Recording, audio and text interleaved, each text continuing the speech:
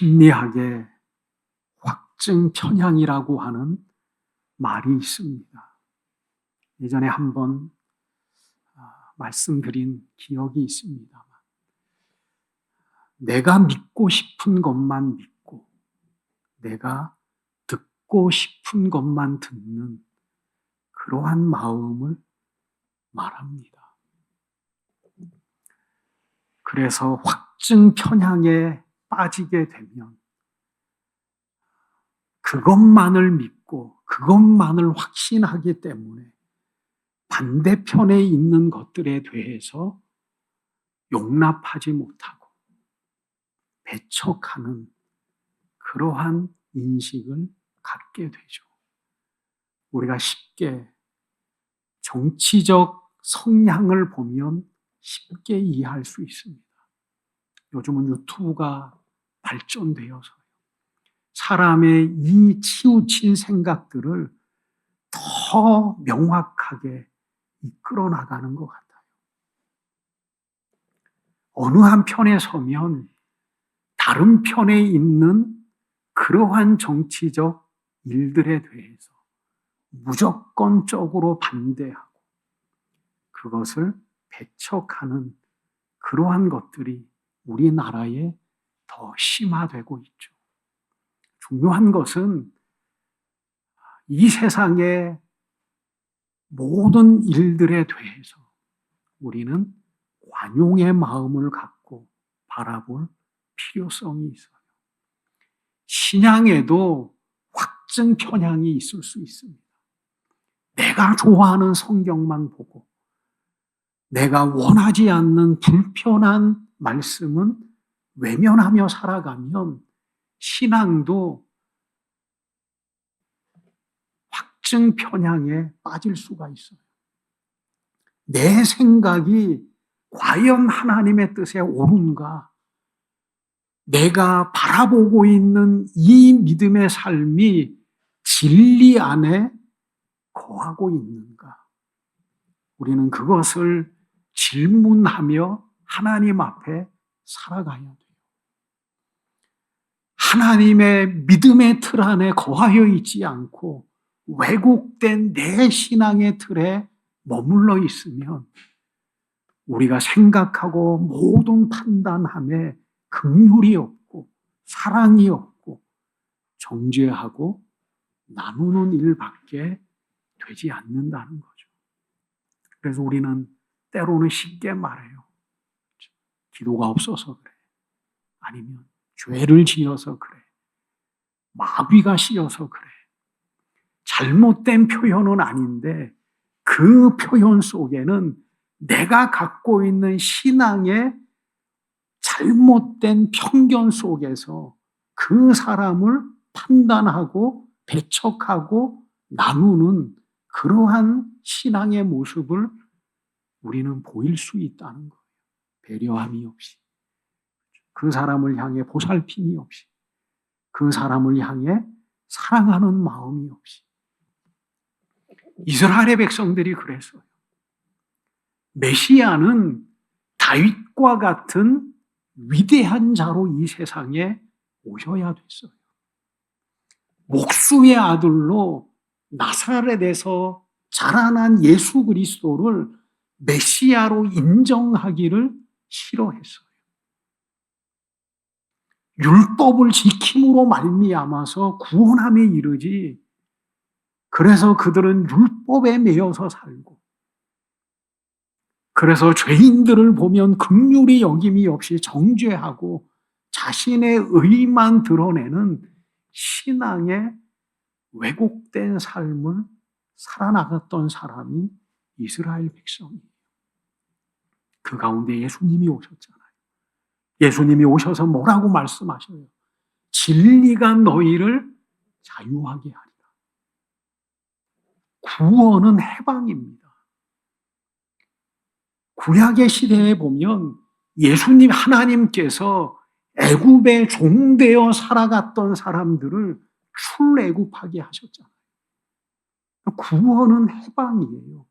구원은 매여짐 가운데 자유를 주시는 것이 구원이에요.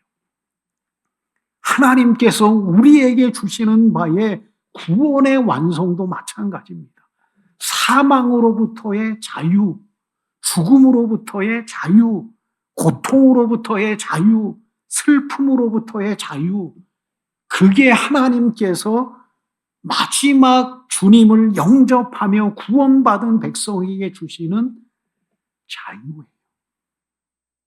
예수님께서 오셔서 진리가 너희를 자유하게 하리라. 우리는 여전히 애굽에 살았던, 세상에 살았던 생각의 틀 안에서 때로는 생각하고 판단해요.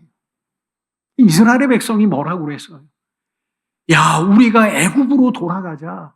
애굽에 있었다고 하면 이보다 더 나았을 것이다. 왜 우리를 광야에서 죽이게 하느냐? 우리가 멀리서 바라보면 납득되지 않는 거예요. 400여 년을 동안에 광야에서 그 애굽에서 종로로 타고 채찍을 맞고 노동력을 착취당하고 어린 아이마저도 마음대로 날 수 없는 그 억압 속에 살아가던 사람들을 해방시키셨는데 자유하게 하셨고 하나님의 나라를 주시기 위해서 광야로 이끌어 오셨는데 그들은 애굽을 동경해요. 애굽의 모든 삶이 추억이 되고 그곳에 거하였던 그들의 삶이 기억이 되어서 애굽으로 돌아가자.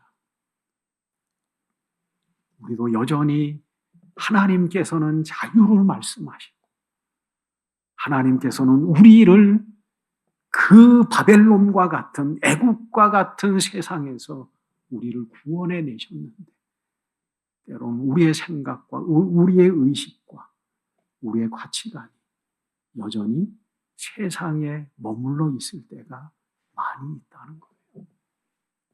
그래서 우리는 늘 하나님의 말씀 안에 우리의 삶을 내보이며 하나님의 말씀이 이끌어 나가시는 그 길을 따라서 살아나가야 될 그러한 책임이 우리에게 있다는 거예요.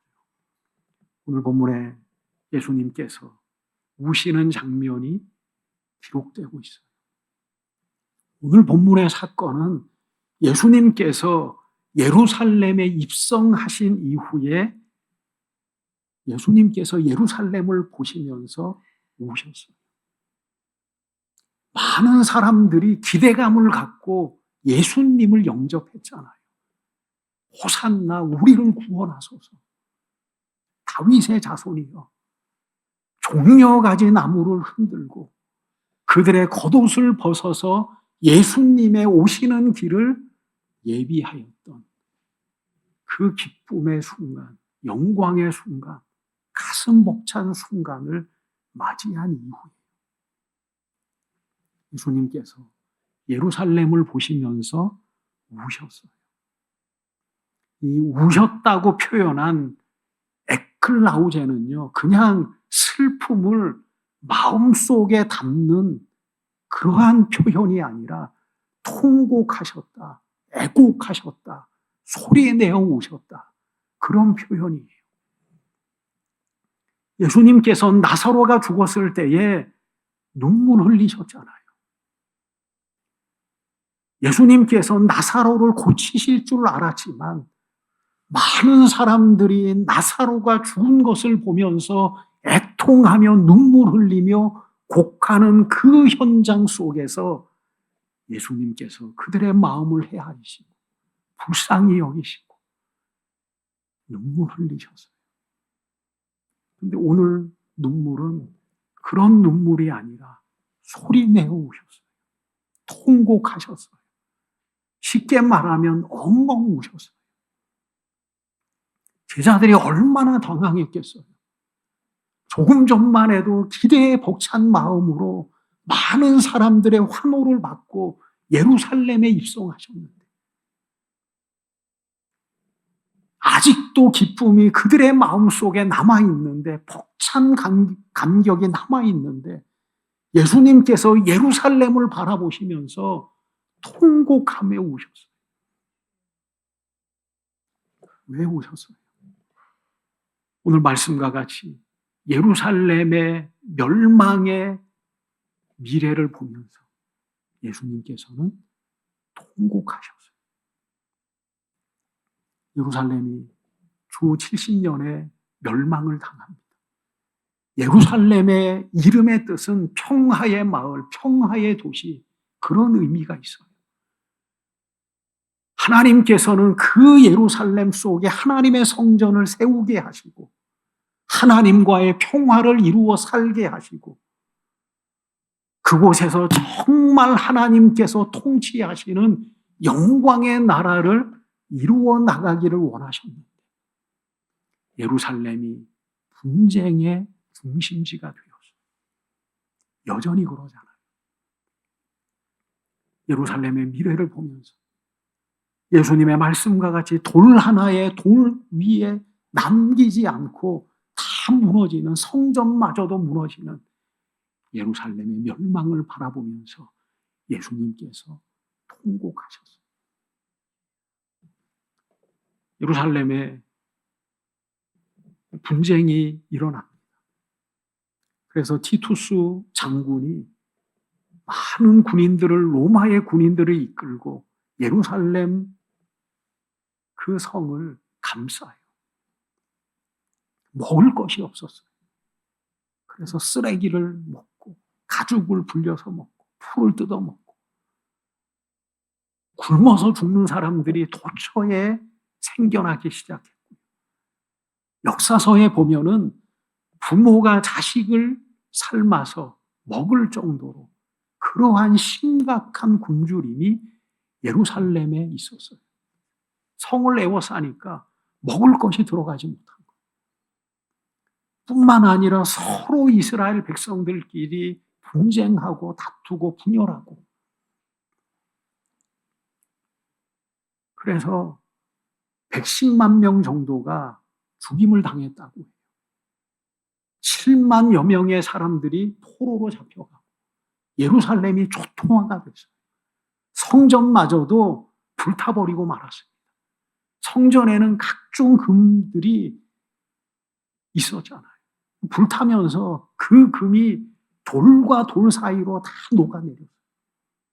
사람들이 그 금을 찾기 위해서 돌들을 다 헤쳐버린 거예요. 그 예수님의 말씀처럼 돌 하나 돌 위에 남기지 않고 예루살렘 성전이 철저하게 붕괴되어지는 그러한 미래를 바라보면서 예수님께서는 오셨어요. 저는 이 약한 세상을 바라보면서 여전히 분열하고 여전히 분쟁하고 전쟁하고 모든 악함이 세상에 가득한 이 세상을 바라보면서 예수님께서도 여전히 안타까운 마음을 갖고 바라보실 겁니다. 그래서 예수님께서는 뭐라고 말씀하신 성경은 나는 여전히 기다리고 있다. 모든 사람들이 다 회개하여 구원함에 이르기를 원하느니라. 하나님의 마음이에요. 불쌍한 마음으로 이 세상을 구원하시기 위한 하나님의 그 의지는 정말 심판을 좋아하셔서 파괴를 좋아하셔서 이 세상을 심판하시는 것이 아니라 모든 사람들이 다 구원함에 이르기를 원하시는 하나님의 기다림의 마음이, 긍휼하심의 마음이 이 세상 속에 머물고 있다는 거예요. 우리는 때로는 이 세상을 보면서 한탄하잖아요. 하나님, 이 세상이 이렇게 악합니다. 왜 주님은 침묵하십니까? 속히 주님 이 세상에 오시옵소서. 당신의 의를 이 세상에 드러내셔서 하나님의 영광이 정말 온 세상 가운데 충만하게 해주세요. 때로는 고통 속에, 환난 속에 우리는 하나님의 나라가 속히 임하기를 기대하며 주님이 속히 오시기를 기대하며 살아가고 있지만 하나님께서는 여전히 구원의 때를 기다리고 계시고 모든 사람들이 구원함에 이르기를 원하시는 하나님의 긍휼함의 중심을 가지고 이 세상을 바라보고 계신다는 거예요. 예수님께서는 그 예루살렘의 멸망을 바라보며 통곡하셨어요. 그뿐만 아니라 오늘 본문의 말씀에는 뭐라고 말씀하셔요? 오늘 평화에 관한 일을 알았더라면 좋을 뻔하였거니와 지금 내 눈에 숨기셨도다.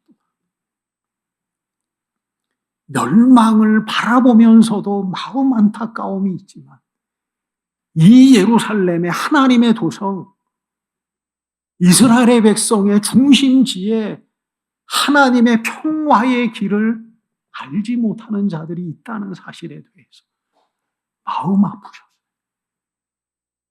그래서 멸망당할 수밖에 없는 이 현실을 예수님께서는 통탄하신 거예요. 예수님께서 성령으로 잉태되셨을 때에 사람들이 알지를 못했어요. 들판에 있는 목자 외에는 예수님이 이 땅에 오심을, 메시아가 이 세상에 오심을 알지를 못했어요. 30세가 되어서 복음을 증거하고 병든 자를 고치고 귀신을 쫓아내고 죽은 자를 살리고 그런 놀라운 능력의 역사를 행하셨음에도 불구하고 이스라엘 백성들은 깨닫지를 못했어요. 이게 안타까워요. 정말 예수님의 그 능력을 체험한 사람들은 예수님을 메시아로 여기고 다윗의 자손으로 여기며 그분의 뒤를 쫓아나가고 그런 삶을 살았는데 대부분의 바리새인들, 사두개인들, 서기관들 많은 사람들이 예수 그리스도를 영접지 않았어요. 오히려 뭐라고 말해요? 능력을 행하니까 바알세불의 힘을 얻어서 행한다. 그렇게 말합니다. 정말 믿음의 사람들은 예수님의 행적을 보면서 하나님의 아들됨을, 메시아됨을 고백하고 있는데 대부분의 많은 사람들은 뭐라고 해요? 사단의 역사야. 마귀의 역사야. 평화의 왕으로 오셨고 하나님께 나아가는 바에 길을 열어나가기 위해 예수님께서 오셔서 그들 위해 함께 하셨는데 알지를 못하는 거예요. 얼마나 예수님께서 통탄하신 일이에요. 보살핌을 받는 날을 알지 못함이나 예수님께서 구원의 길을 여셨는데 생명의 길을 여셨는데 너희가 그 길을 알지 못함으로 인해서 이런 멸망이 너희 앞에 도달하였구나. 예수님께서 그렇게 말씀하고 계십니다. 눈이 있어도 보지 못할 수가 있어요. 귀가 있어도 듣지 못해요. 마음이 있어도 깨닫지를 못해요. 하나님의 말씀은요, 진리는 알려고 하면 밝은 빛과 같이 우리에게 임하지만 하나님의 말씀을 외면하고 배척하면 어둠과 같이 캄캄한 것이 진리예요. 받아들일 수 없어요. 용납할 수 없어요. 믿을 수 없어요. 그래서 바울은 뭐라고 표현합니까? 십자가의 도가 복음이 믿는 자에게는 구원의 능력이지만 믿지 않는 자에게는 이렇게 미련한 것이 없는 거예요. 믿음의 눈을 보면 십자가에 생명이 있고 구원이 있고 대속의 역사가 있고 하나님의 나라가 있는데 믿지 아니하는 마음으로 바라보면 이것만큼 미련한 게 없어요. 십자가에 저주받아 죽은 자를 믿는 거예요. 용납되지 않는, 이해되지 않고 납득되지 않는 그 부활의 역사를 믿는 거예요. 받아들이지 못하는 거예요. 믿음의 눈으로 바라보면 그 안에 놀라운 하나님의 구원의 섭리가 있는데 믿음의 눈으로 바라보면 당신은 그리스도요 하나님의 아들이심을 고백할 수 있는데 잘못된 신앙의 확증을 가지고 예수 그리스도를 바라보니까 다 잘못된 거예요. 능력도 마귀를 힘입어서 하는 것으로 여기고 예수 그리스도께서 모든 사람들의 이 이스라엘 나라를 혼란하게 여기는 그러한 존재로 여겨서 십자가에 못 박잖아요. 그래서 가야바가 뭐라고 말해요? 한 사람이 죽어서 우리 민족이 평화로운 것이 더 낫지 않느냐. 예수 그리스도를 빌라도에게 보내면. 예수 그리스도를 그 나라를 혼란하게 여기는 존재로 여긴 것. 예수님은 평화의 왕으로 오셨어요. 세상이 말하는 평화는 그거예요. 세상이 말하는 평화는 전쟁이 없고 다툼이 없고 분열이 없는 그것을 평화로 여기지만 신앙은 그게 아니잖아요. 성경이 말하는 평화는 관계 속에서 이루어지는 하나됨. 그래서 예수님께서는 평화의 왕으로 오셨어요. 하나님과 인간과의 관계를 화목해 하게 하는 존재로 오셨어요. 율법을 쫓아 살아가는 사람들은 나누고 분리하고 정죄하고 그런 삶을 보이지만 예수님께서는 용서하시고 그들을 품으시고 그들과 더불어 함께 하시는 그 은혜의 역사를 나타내셨어요. 예수님은 말씀하시는 그 평화는 전쟁이 없는 평화가 아니라 하나님과의 화목을 의미하고 그래서 예수님께서는 대제사장이 되어서 인간과 하나님의 관계의 중보적 사명을 완성하신 분이 예수님이셔요. 알았더라면 예수님의 한탄이 알았더라면 온전한 성령의 눈을 가지고 보았더라면 들었더라면 깨달았더라면 예수 그리스도의 안타까움이 이 말씀 속에 묻어져 있습니다. 호세아 선지자가 뭐라고 말씀하죠? 너희가 지식을 버렸도다. 그러므로 너희가 망하는도다. 이스라엘의 백성들이 하나님의 백성이잖아요. 하나님이 선택한 백성이잖아요. 그들이 하나님을 모르는 존재가 아닌데 지식을 버렸어요. 그래서 이스라엘 백성들이 망하는 것. 하나님께서 원하시는 것은 제사가 아니라 정말 하나님을 사랑하고 그 사랑 안에 머무는 것을 하나님께서 원하심을 말씀하고 계시는 거죠. 그래서 우리도 하나님을 알게 하셨잖아요. 큰 은혜예요. 큰 은혜예요. 하나님을 믿는 것 큰 은혜예요. 하나님께서 믿게 하셨고 알게 하셨고 하나님의 존재를 예비하게 하셨어요. 이것도 쉬운 게 아니에요. 이것도 쉬운 게 아니에요. 우리는 그럼에도 불구하고 끝까지 지식을 하나님을 아는 지식을 외면하면 안 돼요. 버리면 안 돼요.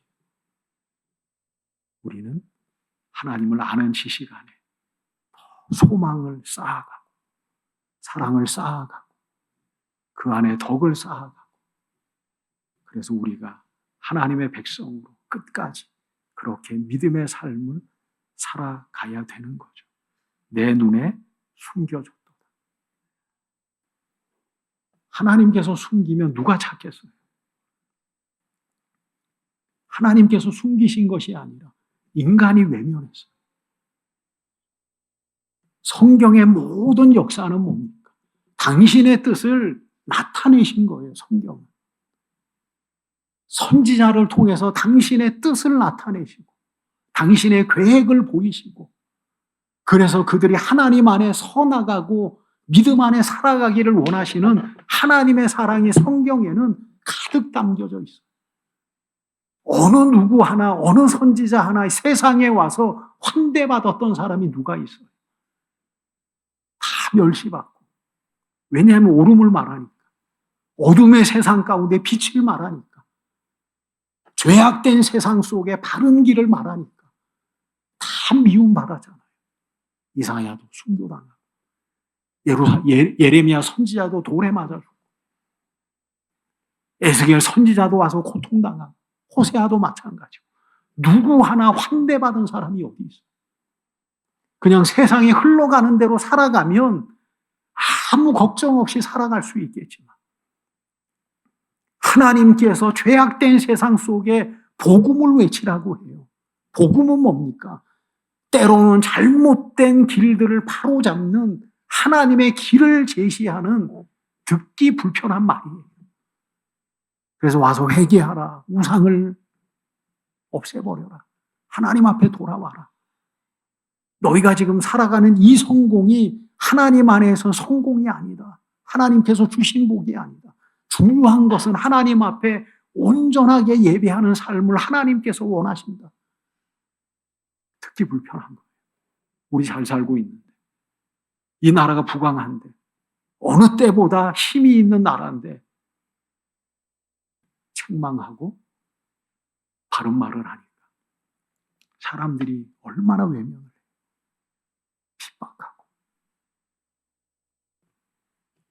그게 하나님께서 이루어 나가시는 성경의 역사예요.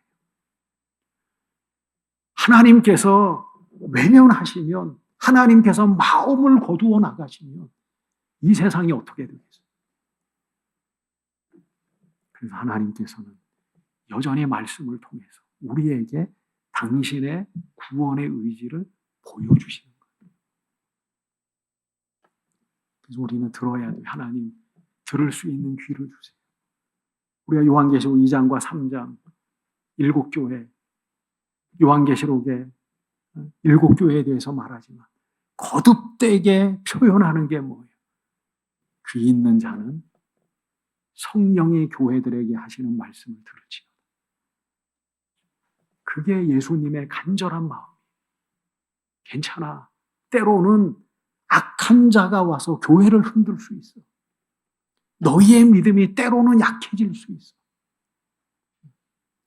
그리고 세상의 많은 세력들이 교회에 침투해서 믿음에 떠나는 사람이 있을 수 있고, 핍박을 받아서 순교당하는 사람들이 있을 수 있고, 많은 풍요로움 속에서 하나님의 온전한 믿음을 잃어버리며 스스로 부유한 자로 살아갈 수도 있어.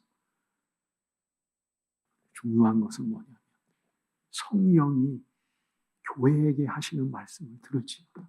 귀 있는 자들은. 듣는 자가 이기는 자예요. 하나님께서 하시는 그 음성을 듣는 자가 이기는 자고, 이기는 자에게 하나님께서는 둘째 사망의 해를 명쾌해 주시고 생명을 부여하시고 생명나무의 길을 허락하시고 새 이름을 주시고 생명책에 우리를 농명해 주시고, 우리는 들어야 돼요. 세상에 많은 소리도 있지만 우리 믿음의 사람은 성령이 우리에게 하시는 말씀을 들어야지만 우리는 구원의 길로 걸어나갈 수 있어요. 제가 자주 말씀드리는 게 그거잖아요. 뒤에서 하나님의 말씀이 음성이 들리기를 이 길이 정로니 이 길로 가라. 여러분, 우리가 이때까지 무엇으로 살아왔어요? 내 힘으로 살아온 게 아니잖아요. 믿음 안에. 이렇게 힘든 믿음의 길을, 이렇게 인내하며 살아야 되는 이 믿음의 길을 무엇으로 살아왔어요? 때로는 연약하고, 때로는 이 세상 가운데 우리는 발붙이며 살아가야 되는 그러한 삶을 살아가면서 우리가 어떻게 이때까지 왔어요? 하나님의 말씀이 들려줘서 그래요. 난 그렇다고 생각해요. 하나님의 말씀이 들려줬어요. 이 길이 정로야. 이 길로 걸어야 돼. 때로는 좌로 치우치기도 하고, 우로 치우치기도 하고, 영적 침체에 빠지기도 하고, 때로는 낙심하여 주저앉기도 하고, 내가 어느 길로 가야 될는지 때로는 분별하지 못하고 우왕좌왕할 때도 있고, 때로는 죄의 심각함 속에서 우리는 좌절하여 넘어져 있기도 하고, 그래도 우리의 삶을 무엇이 이끌어줬어요? 하나님의 말씀. 하나님의 말씀이 이 길이 정로야. 이걸 듣지 못하면 우리는 한도 끝도 없이 왜곡된 길로 갈 수밖에 없어요. 왜곡된 길. 성령이 하시는 일이 그거예요. 우리 곁에 계셔서 성령이 하시는 일. 우리를 위해서 기도하시고, 우리의 길을 조명하시고, 우리에게 말씀하시고. 그래서 중요한 것이 뭐냐면, 하나님 들을 수 있는 귀를 주세요. 세상에 많은 정보도 있지만, 들려지는 많은 이야기도 있지만, 그것이 내게 숨겨지지 않고 내게 들려지게 해주세요. 그래서 내가 하나님의 길을 걷고, 주님이 예비하신 길을 걷고, 그래서 약속하신 그 모든 하나님의 구원의 뜻 안에 우리 다 서게 해주세요. 숨겨지는 것으로, 무지함으로 끝나면 얼마나 좋겠어요. 세상에 많은 지식이 있지만 몰라도 돼요. 그건 죄가 아니에요. 그런데 받아들이지 못하고, 수용하지 못하고, 듣지 못하면 그거는 정말 하나님 앞에 통탄할 일이에요. 그래서 우리가 늘 하나님 들을 수 있는 귀를 주시고, 깨달을 수 있는 마음을 주시고, 볼 수 있는 눈을 주세요. 그래서 내가 하나님을 분명하게 알고, 하나님의 그 의지를 분명하게 깨닫고, 오늘도 믿음 안에 살아나가는 우리의 삶이 되게 해주세요. 그런 믿음 안에 우리가 늘 승리의 삶을 살아가는 저와 여러분들이 되시기를 축원드립니다.